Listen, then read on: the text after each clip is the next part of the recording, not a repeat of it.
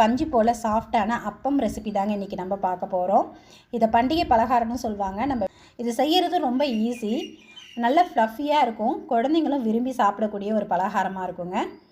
இப்போ நான் ஒரு சின்ன டம்ளரால் தான் அரிசி அளந்து எடுத்திருக்கேன். இதிலே பார்த்திங்கன்னா நமக்கு ஒரு 6 பெரிய சைஸ் அப்பம் கிடச்சிருக்கு பாருங்கள். இது உள்ளேயும் எந்த அளவுக்கு ஃப்ளஃபியாக இருக்குதுன்னு பாருங்கள். உங்களுக்கு பார்க்கும்போதே தெரியும், நல்லா சொலையாக வந்திருக்கு. நல்லா பஞ்சு போல் சாஃப்டான இந்த அப்பம் ரெசிபி இன்றைக்கி எப்படி பண்ணுறதுன்னு பார்க்கலாம். நான் இன்றைக்கி ஒரு 100 ml அளவுள்ள டம்ளரால் தான் எல்லா அளவுகளும் அளந்து எடுக்க போகிறேன். இந்த டம்ளரால் 1 டம்ளர் அளவுக்கு பச்சரிசி எடுத்துகிட்டு நல்லா ஒரு 2-3 தடவை தண்ணி விட்டு அலசி தண்ணி விட்டு ஒரு 1.5 மணி நேரம் ஊற வச்சு எடுத்திருக்கேன். 2 ஸ்பூன் அளவுக்கு அவல் கழுவிட்டு தண்ணி விட்டு ஊற வச்சுருக்கேன். எந்த டம்ளரால் நம்ம அரிசி எடுத்தோமோ அதே டம்ளரால் 3/4 டம்ளர் அளவுக்கு வெல்லம் எடுத்துகிட்டு 2 பத்தை அளவுக்கு தேங்காயை பொடியாக கட் பண்ணி எடுத்துருக்கிறேன். வெல்லத்தை நம்ம ஃபஸ்ட்டு கரைச்சி எடுத்துக்க போகிறோம். இதை ஒரு பாத்திரத்தில் சேர்த்துட்டு ஒரு 1/4 டம்ளர் அளவுக்கு மட்டும் தண்ணி விட்டுக்குங்க. ரொம்ப அதிகமாக தண்ணி சேர்க்கக்கூடாது. இப்போ வெல்லம் நல்லா கரைஞ்சா போதும். இதை வடிகட்டி எடுக்கிறதுக்காக தான். இதுக்கு நல்லா சூடு ஆறட்டும், கொஞ்சம் கூட சூடு இருக்கக்கூடாது. வெல்லம் நல்லா ஆறிட்டு இருக்கும்போது நம்ம அரிசியை நல்லா தண்ணியை வடிச்சிட்டு மிக்ஸி ஜாரில் சேர்த்துக்கலாம். கொஞ்சம் கூட தண்ணி இல்லாமல் தண்ணியை வடிச்சிட்டு சேர்த்துக்குங்க.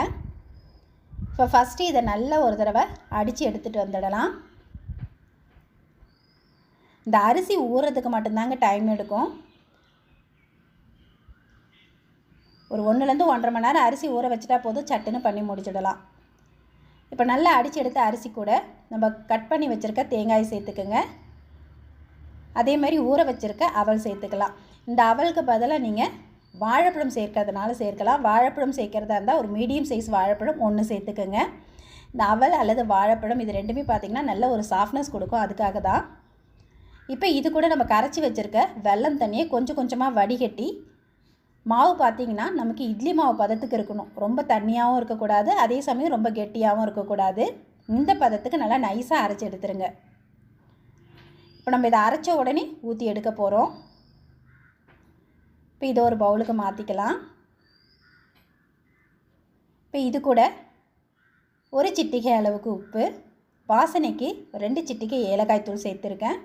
ஃபஸ்ட்டு இதை நல்லா கலந்து விட்டுக்கலாம். இதில் நம்ம அவல் சேர்த்து அரைச்சிருக்கிறதுனால இதுவே நல்லா சாஃப்ட்னஸ் கொடுக்கும். உங்களுக்கு தேவைப்பட்டால் மட்டும் இது கூட ஒரு சிட்டிகை அளவுக்கு ஆப்ப சோடா சேர்த்துக்குங்க. ஆப்ப சோடா சேர்க்கும்போது நல்ல ஃப்ளஃபியாக வரும், உள்ளே நல்லா அந்த சொலையாக வருங்க, அதுக்காக தான்.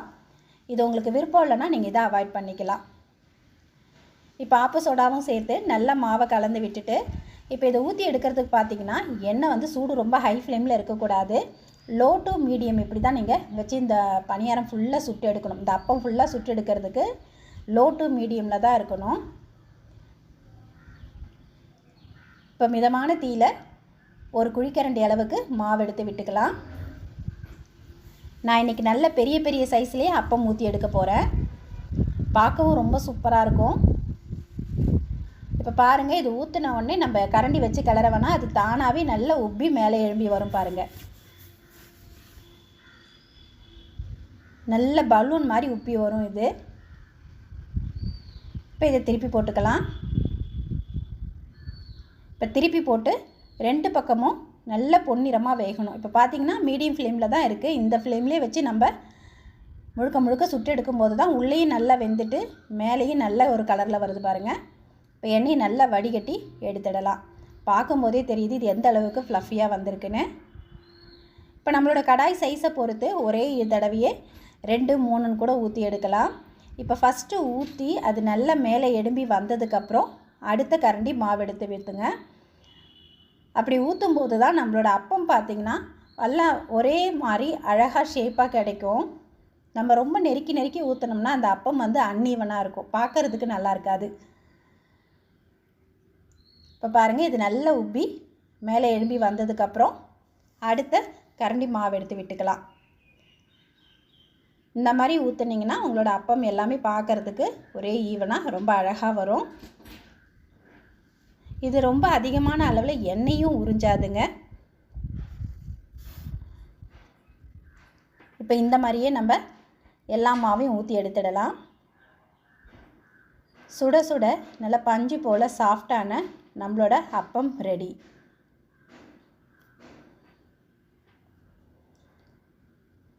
இப்போ நம்ம எடுத்த டம்ளரால் பார்த்தீங்கன்னா ஒரு 6 அப்பம் கிட்ட வந்திருக்கு பாருங்கள். இந்த டம்ளரோட அளவு ஒரு 100 கிராம் அளவு தான் இருக்கும். அதில் நல்ல சின்னதும் இல்லாமல் பெருசும் இல்லாமல் இந்த மாதிரி 6 அப்பம் கிட்ட வந்திருக்கு. கண்டிப்பாக இந்த ரெசிபியை நீங்களும் ட்ரை பண்ணி பாருங்கள். இந்த வீடியோ உங்களுக்கு பிடித்திருந்தால் லைக் பண்ணுங்கள், ஷேர் பண்ணுங்கள், சப்ஸ்கிரைப் பண்ணுங்கள். உங்கள் ஃப்ரெண்ட்ஸ் ரிலேட்டிவ்ஸோடு இந்த வீடியோவை ஷேர் பண்ணிக்கோங்க. நன்றி, வணக்கம்.